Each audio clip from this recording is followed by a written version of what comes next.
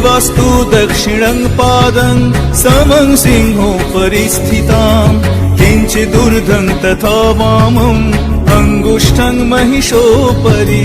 शत्रुक्षयकरीं देवीं दैत्यदानवदर्पहम् प्रसन्न वदनं देवीं सर्वकामफलप्रदाम् उग्रचण्ड प्रचण्डा च चण्डघ्रचण्डनायिका चण्डचण्डवती चैव चण्डरूपाति चण्डिका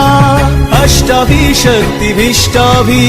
सततं परिवेष्टितां चिन्तयेत् जगतां धात्रीं धर्मकामार्थमोक्षदां नमो दुर्गे नमो दुर्गे नमो दुर्गे नमो दुर्गे नमो दुर्गे नमो दुर्गे